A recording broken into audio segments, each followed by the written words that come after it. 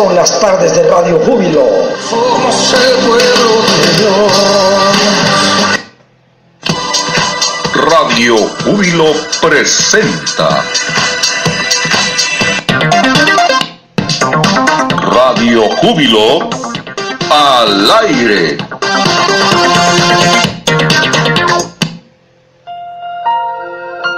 Bienvenidos una vez más a su programa Respuestas Evangélicas. Dios les bendiga, bienvenidos una vez más a su programa Respuestas Evangélicas. El día de hoy hablaremos acerca del video que hice contra Rafael Díaz y su enfoque de que Pedro era viudo. En ese video dejé claro que Pedro era casado, que Pedro tenía esposa, y puse de contexto a 1 Corintios 9:5, donde se pone una traducción en la que Gineca puede ser mujer o puede traducirse como esposa. ¿Qué es lo que le da el verdadero significado a las palabras? Bueno, pues nada más y nada menos que el contexto. El contexto es el que nos dice si una palabra se debe traducir como mujer o se debe traducir como esposa. Entonces, para esto vamos a ir al contexto histórico de que si Pedro era casado en primer lugar. El autor de la historia eclesiástica, Eusebio de Cesarea, por su parte hace eco de un relato de Clemente de Alejandría, escrito en el libro séptimo de los Stromateis, el cual contradiría la tesis de que Pedro era viudo y afirmaría la existencia de una esposa de Pedro, incluso cuando éste ya se contaba entre los seguidores más cercanos de Jesús. Y dice así lo dicho por Clemente de Alejandría: pues se cuenta que el bienaventurado Pedro, cuando vio que su propia mujer era conducida al suplicio, se alegró por causa de su llamada y de su retorno a la casa, y gritó fuerte para animarla y consolarla, llamándola por su nombre y diciendo: oh tú, acuérdate del Señor. Tal era el matrimonio de los bienaventurados y la perfecta disposición de los más queridos. Como lo dije, esto le dice la historia eclesiástica 3,30,2. Entonces, este es el contexto. La esposa de Pedro acompañó a Pedro incluso al suplicio. Si la esposa de Pedro estuvo dispuesta a acompañarlo al suplicio, por supuesto que estaba dispuesta a acompañarlo en su ministerio. El hecho de que la esposa de Pedro lo haya acompañado hasta el día de su muerte nos está diciendo que Pedro no era viudo, que Pedro sí tenía esposa, y que esta esposa lo acompañó incluso hasta el momento de su muerte. Ese es el contexto en que nosotros podemos traducir a 1 Corintios 9:5. Pablo hablaba correctamente diciendo que la esposa de Pedro lo estaba acompañando y que uno de los derechos era que ella también fuera sostenida por la iglesia, que comiera de lo que la iglesia les daba. Ese es el contexto inmediato. Ese es el tema de mi video. Para refutar mi video debían demostrar que la esposa de Pedro no existía, que Pedro era viudo.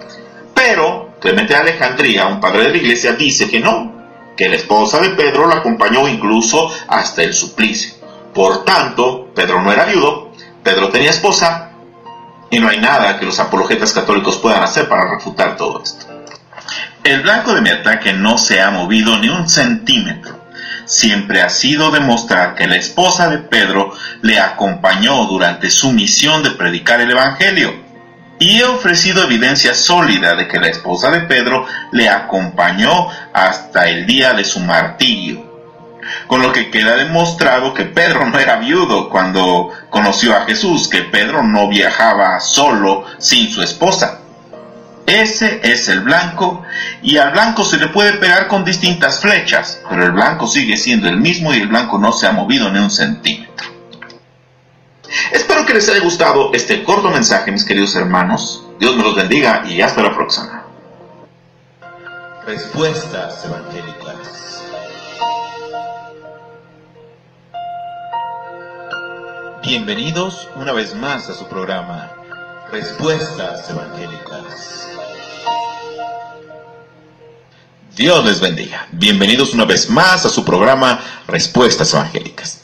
El día de hoy deseo compartir con ustedes un audio del sacerdote católico Flaviano Amatuli. Él es el máximo expositor de la defensa de la fe en América Latina desde hace muchos años. Yo llevo leyendo sus obras aproximadamente unos 20 años o más. En este audio, el sacerdote católico nos comenta su inconformidad con el uso de la falacia para la defensa de la fe, sobre todo en temas como la idolatría, etc. Me pareció un tema importante, me pareció un audio que podía despertar ciertas conciencias y que podía de alguna manera ser tan interesante para ustedes como lo fue para mí. Y si es así, les pido que dejen sus comentarios. Dios me los bendiga. Vamos a escuchar este audio.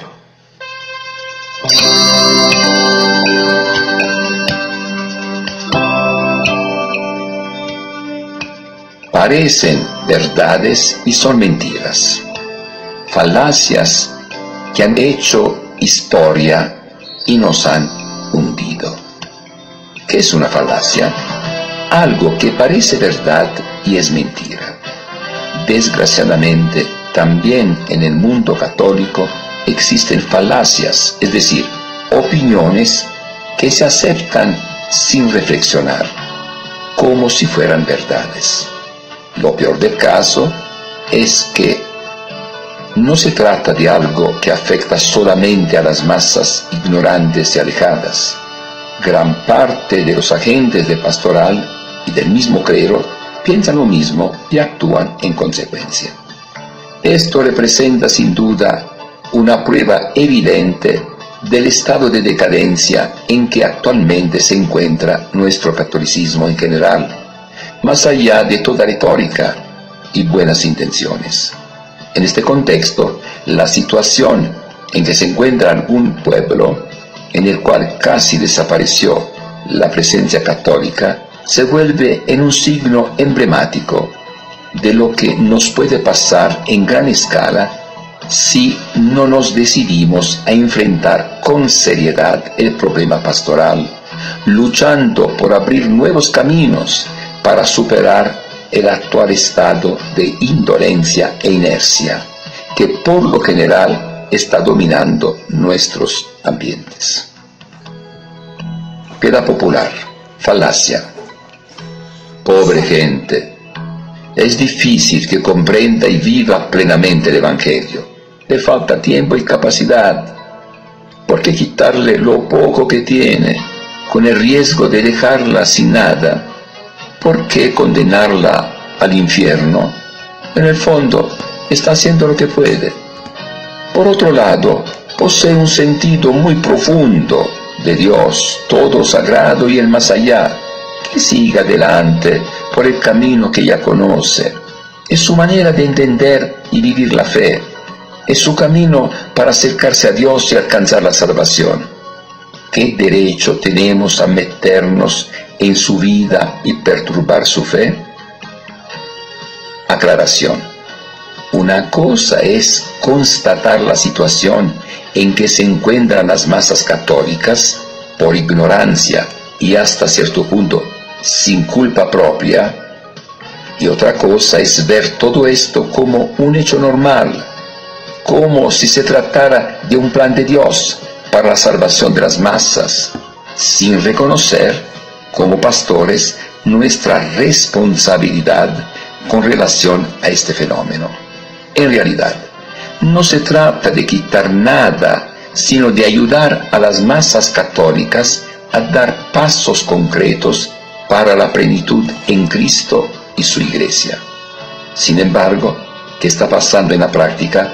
Que se empieza con reconocer la piedad popular como un camino de salvación, a la insignia del octavo sacramento, representado por la ignorancia, y se termina por afianzarla más en beneficio propio, manejando actitudes y prácticas muy discutibles en el plan pastoral, que no tienen nada que ver con el auténtico espíritu cristiano, y dedicando a dichas prácticas tiempo y energías que se podrían emplear muy bien para ayudarlas a madurar en el sentido correcto.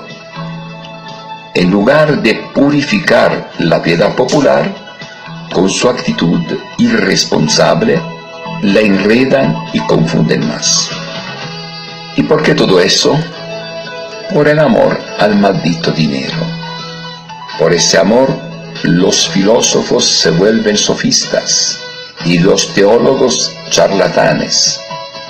Como dijo San Pablo, el amor al dinero es la raíz de todos los males. Primera carta de San Pablo a Timoteo, capítulo 6, versículo 10. Imágenes. Falacia.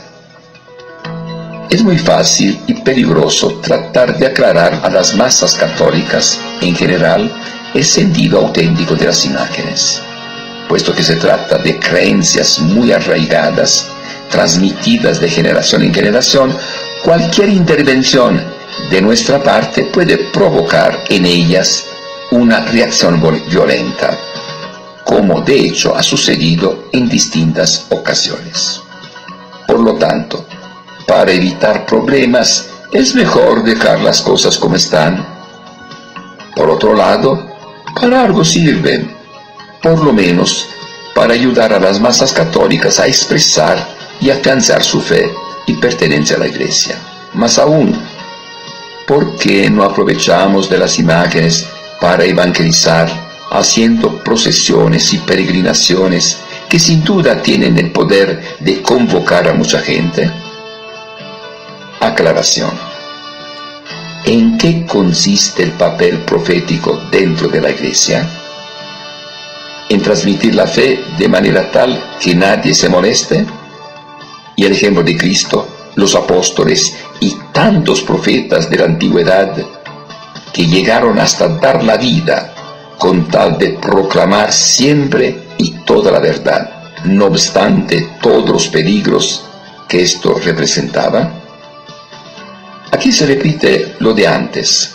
Se empieza con una apariencia de amor y comprensión hacia los más pobres e ignorantes y se termina por explotar su credulidad, organizando un montón de cosas alrededor de las imágenes en lugar de ayudar a nuestra gente a madurar en la fe. ¿Qué sentido tienen para los que actúan de esa manera las palabras de Jesús? La verdad los hará libres. Juan capítulo 8, versículo 32. A veces me pregunto, ¿será mala fe? ¿O es que los mismos agentes de pastoral, al manejar la religiosidad popular sin espíritu de discernimiento, han caído en la trampa de las masas ignorantes y por lo tanto piensan fiestas religiosas? Falacia. Así es nuestro pueblo, le gusta la pachanga, es fiestero de por sí. ¿Qué le podemos hacer? Tenemos que aprovecharnos de las fiestas religiosas para evangelizarlo. Aclaración. ¿Evangelizarlo cómo? Organizando bailes con borracheras en contubernio con las autoridades civiles.